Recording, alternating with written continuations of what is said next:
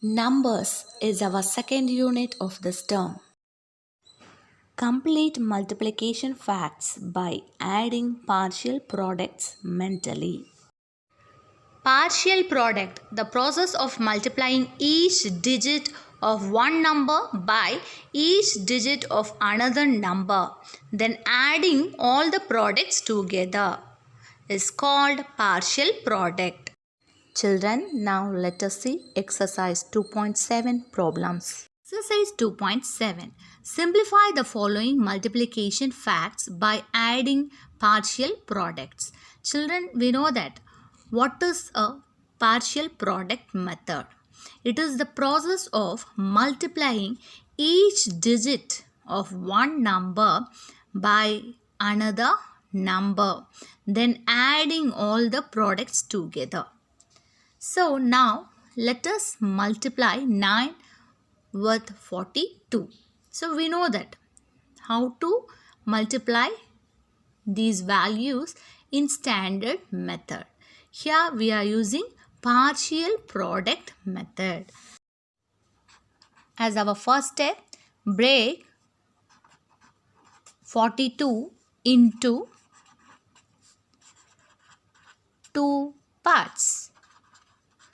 The expanded form of 42 is 40 plus 2.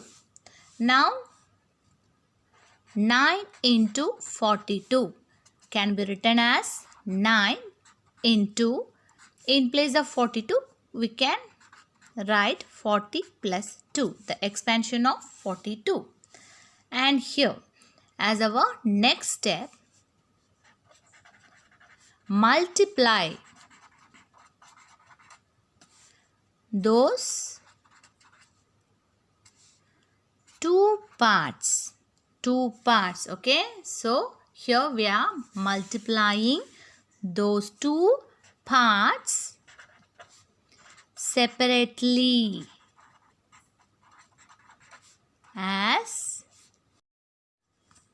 9 into 40. So we have to multiply those two parts separately with 9. 9 into 40, 9 into 2. 9 into 2. We get 9 into 40 is multiply 9 and 40. We know that the standard method. 9, 0. Any number multiply with the number 0 is 0. Is always 0. And 4 nines are 36. 360. When we multiply 40 with 9, we get 360. And 9 twos are 18. Now children, we multiplied those two parts with 9. And then what is the last step? We have to add these two products. Then add these two products called partial results. Partial. Okay. These two products or partial results. 360 plus 18. Now we add these two values, we get 0 plus 8, 8. 6 plus 1, 7. And here 3. 378 will be the required value. Children, listen carefully. I'll repeat it once again. Now, simplify the following multiplication fact by adding partial products. So here, by using partial product method, we are multiplying these two values. First, as our first step, step 1, break 42. Break the number 42 into two parts. Okay, 42 can be written as 40 plus 2. Here 40 is the estimated value of 42 and the remaining value is 2. So here 40 plus 2 is also an expanded form of the number 42. Step 2. Multiply those two parts separately with the number 9. With the multiplier 9. 9 into 40 and 9 into 2. 9 into 40 is 360. 9 into 2 is 18. 9 2s are 18. And then children, as our step 3. As our final step, we have to add these two partial results. Here, these two values are known as partial results. When we add these two values, we get 0 plus 8, 8. 6 plus 1, 7. 3. And there is no digit in the second number. So, 3 is there. 378 is our answer. Children, let us do the second problem, 3 into 78.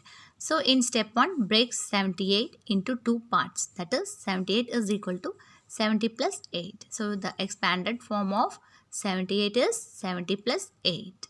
And here, children, in our next step, step 2, what will we do? Yes, here 3 into 78, we can write it as 3 into, in place of 78, we can write 70 plus 8. Now, in second step, multiply. Multiply those two parts. Those two parts separately.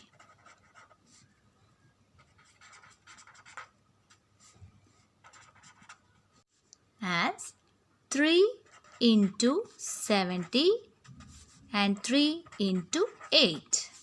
So here what we are doing? We are multiplying these two values separately with the number 3. With the multiplier 3. So, 3 into 70 and 3 into 8. 3 into 70 is 210. So, when we multiply 70 and 3, we get 0 into 3, 0. 7 3s are 21. Now, 3 8s are 24. Now, children, in our step 3, we multiply those values with the multiplier 3 in step 2, and in step 3 we are going to add these two partial results. Then add these two partial results. So we get 210 plus 24. So it is in the ones place and here it is tens place. This is hundreds place. So when we add these two values, we get 0 plus 4, 4. 1 plus 2, 3. And here 2. 234 is our required value. Now let us see the problem 36 into 12 by using partial product method. So first step, break 36 and 12. Partial products is the process of multiplying each digit of one number by each digit of another number, then adding all the products together. So now we get when we break, when we split 36, we get 30 plus 6. When we split 12, that is the expanded form of 12 is 10 plus 2. Now, in the second step, multiply each digit of one number by each digit of another number. So, here 36 into 12 can be written as, in place of 36, we can write 30 plus 6 into, in place of 12, we can write 10 plus 2. Now students, multiplying 30 with 10, 30 into 10, and 30 with 2, 30 into 2, and 6 into 10, 6 into 2. When we multiply each parts, we are getting 4 partial results. 30 into 10 is 300. 30 into 2 is 60. 6 into 10 is 60. 6 into 2 is 12. Now, in step 3, add all these partial product results. 300 plus 60 plus 60 plus 12. So, when we add these values, we get 432. Now, children, our answer is 432. From this, what did you understood? Yes, when we are multiplying two values, we get the same value by using partial product method and also by using standard method. In both the methods, we are getting the same answer. So, this partial product result will be the one of the multiplication fact. Measurements is our third unit of this term. How old are you? How much do you weigh? How tall are you? How much water can be filled in your water bottle? How hot is it today? To answer the above questions, what we need is to measure. To find how old are you, you need to measure time. To know how much you weigh, you must weigh yourself. To know how tall you are, you need to measure your height in length. To know how much water you can fill in your water bottle, you need to measure the capacity of your bottle. To find out how hot it is today, you need to measure the temperature. So children, measurement is very important topic in mathematics. In this class, we are going to see about volume. Now let us see basic terms in measurements. We know that point is an exact location or exact position. Dimension. A line has one dimension. It is represented by 1D.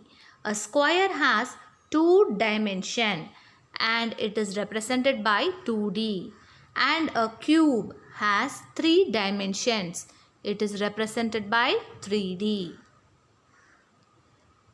A one-dimension quantity is length and it is represented as 1 centimeter. Two-dimension quantity are length and breadth, which can be represented as 1 centimeter length and 1 centimeter breadth. Now we are going to see about definition of volume. When we expand 1 centimeter from the surface of 2D, it forms 3D. Here the space occupied here 1 centimeter into 1 centimeter into 1 centimeter, that is 1 centimeter cube. 3-dimensional quantity is called as volume. Now children, let us know about what is volume and capacity. Volume, space in a shape. Space in a shape. And capacity is amount of water that can be filled in the glass. Children, do you know? Children, you can see in hollow figures we can fill things. Thus, only hollow figures have capacity, because capacity is the space inside the box that can be filled. All three-dimensional figures have volume, the space that box occupies. In the last class, you have seen about units of measurements: length, mass, time, temperature. Now students, we are going to see about volume and capacity. Measuring volume of given liquid using containers marked with standard units. Here 1/4 liter, which represents 250 ml, and 1/2 liter, which represents 500 ml. 3/4 liter, 750 ml, and 1 liter, which is equal to 1000 milliliter. Important note: measures cannot be accurate if we use non-standard measures. To measure the liquids, we use standard units milliliter and liter. Here milliliter is the smallest unit to measure the liquid, and liter is the standard unit to measure the liquids. Now let us see exercise 3.1 problems. Exercise 3.1. A teapot contains 2 liters. It is poured in cups with a capacity of 500 ml. How many cups can be filled? Here children, we know that 1 liter is equal to 1000 milliliter. Then 2 liters will be 2 into 1000 milliliter. 2 into 1000 is the number multiplied by 10 or multiples of 10. We have to put the number along with the zeros which are in the 10 or multiples of 10. So 2000 milliliter. A capacity of cup is 500 ml. Now to find how many cups can be filled, to that we need to divide 2000, the total capacity of teapot, 2000 ml by the capacity of each cup, 500 ml. Thus we get 2000 divided by 500. Now cancelling 0, 0, 0, 0. So here we having 20 by 5. Now we know that how to divide 20 and 5. Here 4 5s are 20. So our answer is 4 cups. Problem. Ram has 1 liter of juice bottle. If he gives his friend 100 ml milliliter, which is lesser than liter of juice, how much is left with him? Now we know that 1 liter is equal to 1000 milliliter, and Ram gave his friend 100 ml of juice. Ram gave 100 ml of juice to his friend. Now, how much is left with him?